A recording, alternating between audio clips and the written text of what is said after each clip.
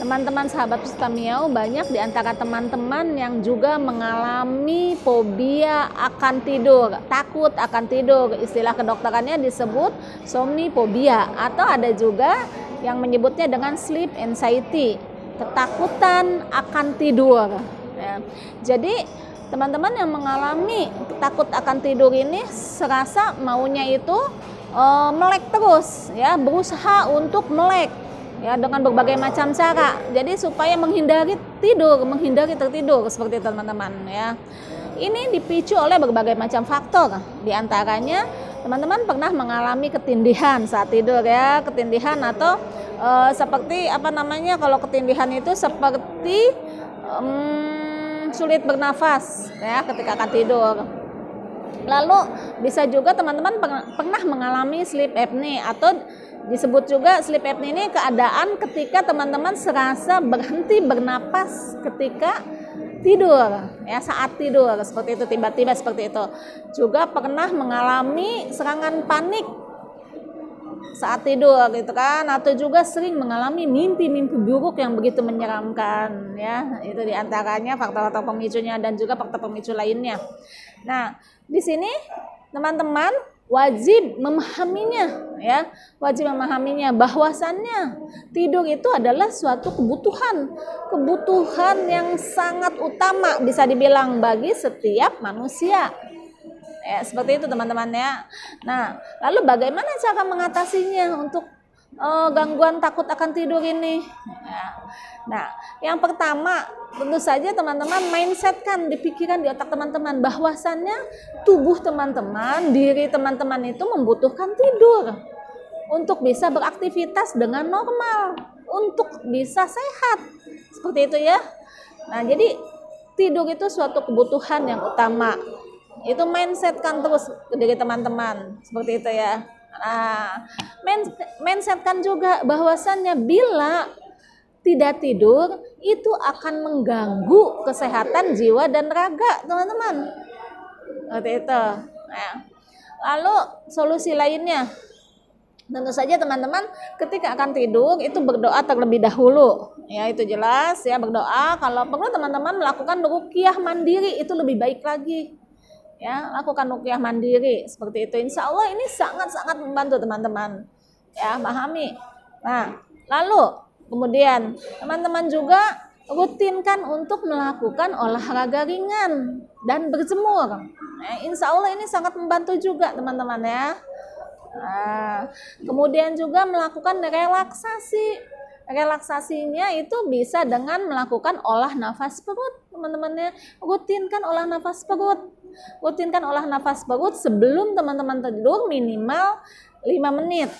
Nah, itu insya Allah sangat membantu juga, karena itu bisa membantu melancarkan peredaran oksigen, ya, teman-teman, ya, dengan adanya relaksasi atau olah nafas perut ini, teman-teman. Teman-teman lakukan juga cuci muka, ya, mencuci muka. Pokoknya intinya sebelum tidur itu bersih-bersih seperti itu, ya, termasuk cuci muka juga. Itu, ya, bisa juga teman-teman kemudian apa yang bisa membantu dikonsumsi yang berupa yang alami, yang mudah didapat. Itu teman-teman konsumsi susu hangat, ya, minum susu hangat, ya, sebelum tidur, ya. Terserah susunya mau apa saja yang teman-teman suka, ya, itu dihangatkan. Kalau mau susu Big Band juga bisa dalam kondisi hangat, ya, teman-teman, ya, atau yang lain-lainnya terserah boleh. Kemudian juga bisa teman-teman konsumsi minum air rendaman, ya, air rendaman dari biji pala, ya. Biji pala ini memang terkenal sekali, memang bisa membantu merilekskan teman-teman, ya. Oke, selain biji pala juga bisa dengan bunga lawang atau pekat, ya, sama teman-teman sifatnya bisa melelehkan, ya. Itu dengan direndam dulu, diseduh air panas, kan, didiamkan, ditutup, ya, biar uapnya nggak keluar, didiamkan sesaat. Kemudian setelah hangat campur dengan madu hutan murni, ya, kalau ada madu hutan murni, kalau nggak ada madu apa aja, itu insya Allah khasiatnya akan menjadi lebih maksimal dengan dicampur ke madu, ya, teman-teman, ya.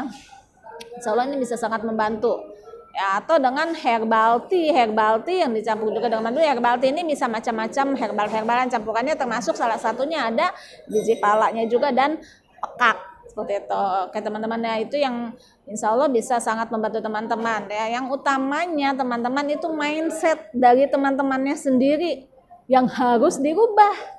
Begitu, karena walau bagaimanapun ketika teman-teman kurang tidur ya, kurang sekali akan tidur, itu otomatis akan mengganggu kesehatan teman-teman, akan mengganggu aktivitas teman-teman. Teman-teman menjadi lesu, letih, ya, lelah, seperti itu, ya, dan macam-macam. Oke ya, dan ini juga bisa memicu gangguan-gangguan kesehatan lainnya karena teman-teman kurang tidur ini.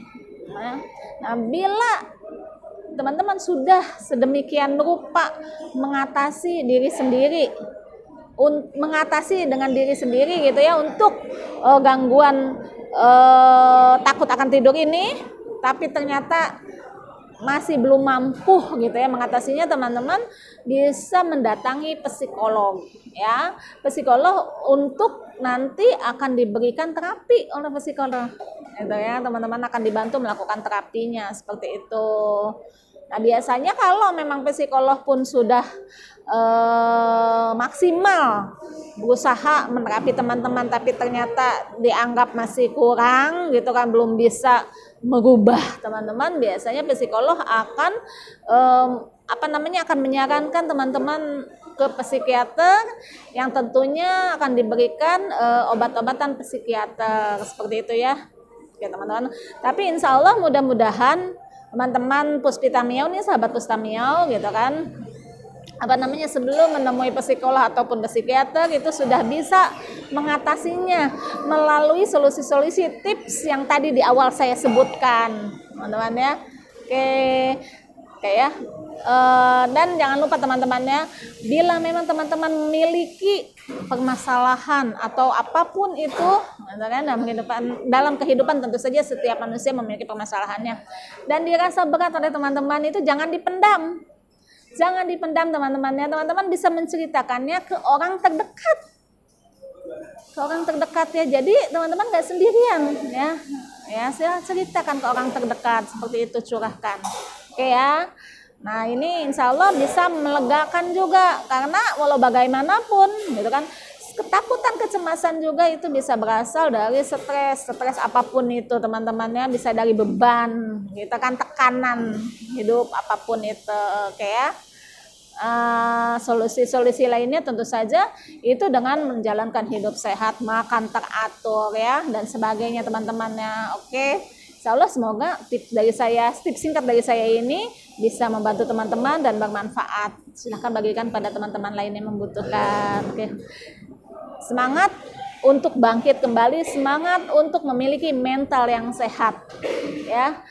Selalu tanamkan, selalu latih, selalu gembirakan hati teman-teman, karena walau bagaimanapun hati yang menggembira adalah obat yang mujarab ya. Lakukan hobi yang bisa membuat teman-teman senang dan gembira. Assalamualaikum warahmatullahi wabarakatuh.